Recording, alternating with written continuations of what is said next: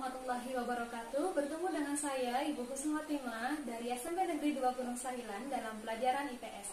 Nah, pada kesempatan hari ini kita akan belajar tentang dampak positif dan negatif dari interaksi antar ruang di bidang ekonomi.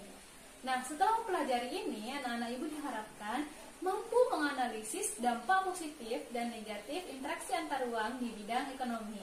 Nah, anak-anak Ibu tentu sudah familiar ya dengan istilah interaksi antar ruang. Atau ada yang ingin diingatkan lagi apa itu interaksi antar ruang? Ya, interaksi antar ruang ini merupakan interaksi yang sangat penting ya bagi manusia dan juga bidang-bidang lainnya, termasuk bidang ekonomi. Nah, sebelum kita belajar tentang dampak positif dan negatifnya, kita ingat-ingat lagi yuk, apa itu interaksi antar ruang? Nah, ruang. Ruang adalah tempat di permukaan bumi yang bisa dimanfaatkan oleh makhluk hidup untuk tempat tinggal, baik keseluruhan maupun hanya sebagian saja. Nah, sedangkan interaksi merupakan suatu proses yang sifatnya timbal balik dan mempunyai pengaruh terhadap tingkah laku. Nah, interaksi ini bisa terjadi secara langsung maupun tidak langsung. Nah, udah tahu dong, jadi apa itu interaksi antar ruang? Ya, interaksi antar ruang adalah cara untuk mengelola ruang-ruang berdasarkan potensi dan permasalahannya serta keterkaitan suatu ruang dengan ruang yang ada di sekitarnya. Nah, interaksi antar ruang ini ada banyak jenisnya loh. Beberapa jenisnya yaitu pergerakan orang, barang, dan juga informasi. Nah, lalu ada beberapa aspek yang berpengaruh loh dalam suatu interaksi antar ruang. Khususnya di bidang ekonomi ada 5 aspek yang mempengaruhinya. Yang pertama yaitu aspek produksi. Fokusnya aspek produksi ini adalah bagaimana suatu perusahaan melakukan produksi di berbagai negara untuk bertujuan supaya memperkecil biaya produksinya. Nah, yang kedua yaitu ada aspek pembiayaan.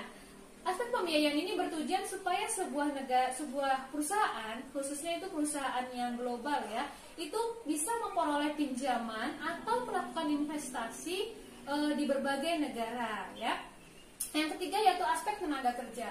Nah, ini menitik beratkan pada kemampuan perusahaan dalam memanfaatkan tenaga kerja yang ada sesuai dengan kebutuhannya.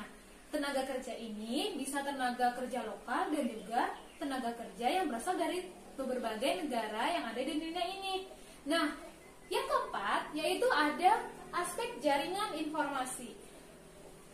Aspek jaringan informasi ini lebih menekankan pada kemudahan untuk mendapatkan informasi dari negara-negara lain di seluruh dunia karena adanya jaringan informasi. Dengan semakin meluasnya jaringan informasi ini, maka kegiatan perekonomian antar negara juga akan semakin mudah.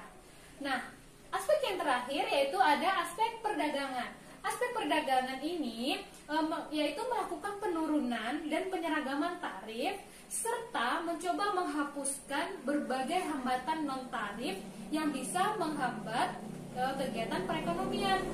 Nah, setelah kita berkenalan tadi dengan kelima aspek yang mempengaruhinya, sekarang kita masuk ke dampak positif dan negatif interaksi antar ruang di bidang ekonomi. Nah, dampak positifnya yang pertama yaitu pasar terbuka untuk produk-produk ekspor ya. Yang kedua yaitu kesempatan kerja di dalam maupun di luar negeri itu menjadi terbuka. Nah, yang ketiga yaitu mudah berinvestasi ke luar negeri bagi investor dalam negeri. Nah, yang keempat yaitu mudah mendapatkan barang-barang yang tidak diproduksi di dalam negeri kita. Nah, yang kelima, kegiatan pariwisata menjadi semakin meningkat. Nah, itu tadi dampak positifnya. Untuk dampak negatifnya, yang pertama yaitu masuknya tenaga kerja asing. Yang kedua, hilangnya pasar produk Indonesia karena kalah bersaing. Nah, yang ketiga yaitu usaha-usaha di Indonesia ini menjadi bangkrut karena banyak produk-produk impor tadi. Nah, yang keempat yaitu rusaknya alam Indonesia karena peningkatan produksi yang tidak ramah lingkungan. Nah, ternyata dampaknya cukup luar biasa ya. Nah, meskipun Indonesia ini sudah mendapat bantuan yang cukup banyak dari luar negeri, Indonesia tetap harus terus berusaha supaya tambah maju lagi. Nah, kamu mau tahu nggak gimana caranya? Ya, caranya adalah dengan kamu belajar dengan rajin lagi. Tetap semangat walaupun belajar dari rumah dan tetap patuhi protokol kesehatan. Baiklah, itu saja yang dapat Ibu sampaikan pada hari ini. Wassalamualaikum warahmatullahi wabarakatuh.